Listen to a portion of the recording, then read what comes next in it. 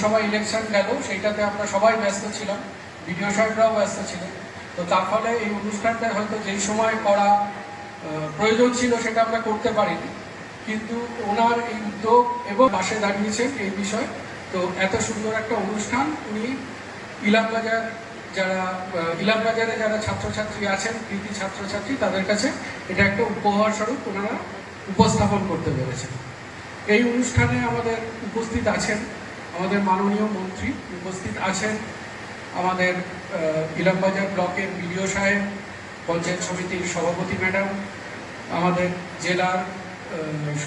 জেলা পরিষদের কর্মাধ্যক্ষ সাহেব এবং আমাদের পঞ্চায়েত সমিতির অন্যান্য কর্মাধ্যক্ষগণ, এই ইলামবাজার ব্লকের বিভিন্ন গ্রাম পঞ্চায়েতের প্রধান সাহেবরা উপস্থিত আছেন আমাদের ইলামবাজার থানার বড়বাবু, উপস্থিত আছেন এখানে এআই সাহেব, এসআই সাহেব, উপস্থিত আছেন এই ইলামবাজার ব্লকের যে বিভিন্ন স্কুল আছে সেখানকার শিক্ষক শিক্ষিকাগণ, সেখানকার হেডমাস্টার, কলেজের প্রিন্সিপাল, এবং যাদের জন্য যে অনুষ্ঠান আজকে এই মাধ্যমিক এবং উচ্চ মাধ্যমিকে যারা কৃতি ছাত্রছাত্রী, তাদেরকে যে উৎসাহিত করার যে প্রোগ্রাম, তারা সবাই এখানে উপস্থিত আছেন।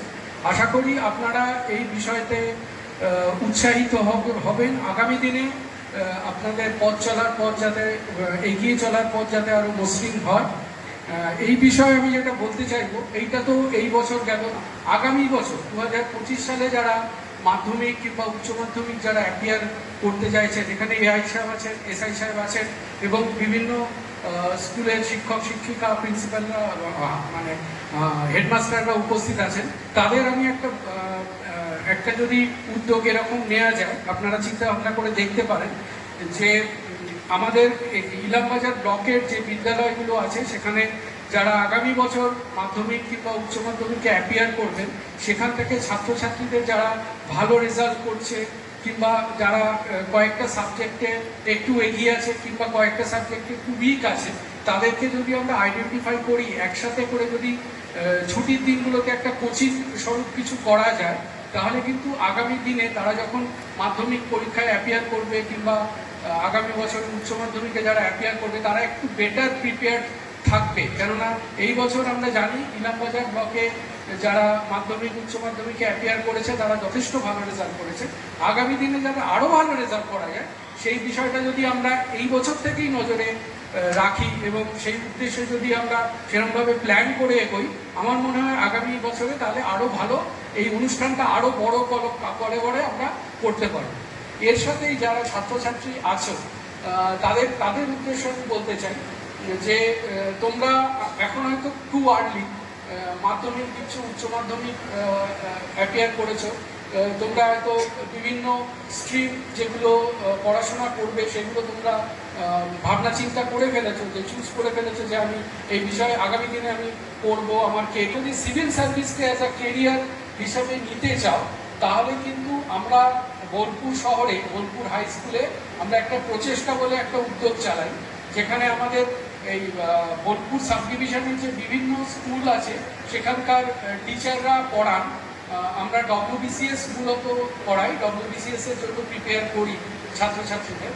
এইটা মানে তোমাদের জাস্ট চিন্তা ভাবনার জন্য বললাম। এখন টু আর্লি, তোমরা কলেজ পাস করবে, গ্র্যাজুয়েট হবে কিংবা ইঞ্জিনিয়ারিং পাস করবে, ডাক্তারি পাস করবে, তারপরে যদি তোমরা এটা নিয়ে চিন্তা ভাবনা করতে চাও, তাহলে এই বিষয় কিন্তু এখানে অলরেডি একটা এরকম উদ্যোগ চলছে। এবং যেটা আনন্দের সাথে আমি তোমাদেরকে জানাতে চাই, এই বিষয়টা আমি এখানে আনলাম এই কারণেই যে এই বছর আমাদের WBCS প্রিলিমসের রেজাল্ট কয়েকদিন আগে বেরিয়েছে। আমাদের যে প্রচেষ্টা, যে উদ্যোগ, সেখান থেকে 7 জন ছেলে মেয়ে তারা কোয়ালিফাই করেছে। মানে আগামী আগস্টে 22 তারিখ থেকে তাদের মেন্স শুরু হবে, সেখানে তারা অ্যাপিয়ার করবে। তো এই সুযোগ একটা বড় সুযোগ আমি মনে করি। এখানে সম্পূর্ণ কোনো ফিজ নেওয়া হয় না। আমি মাঝে মাঝে ওখানে যাই, আমার ডেপুটি ম্যাজিস্ট্রেটরা ওখানে যায়, বিভিন্ন সাবজেক্টে আমরা গাইড করি। তো এইটা জাস্ট তোমাদের একটা জানিয়ে রাখলাম। আগামী দিনে যদি তোমরা এই বিষয়ে উৎসাহিত হও, তাহলে এই ফেসিলিটিটা তোমরা অ্যাভেল করতে পারো।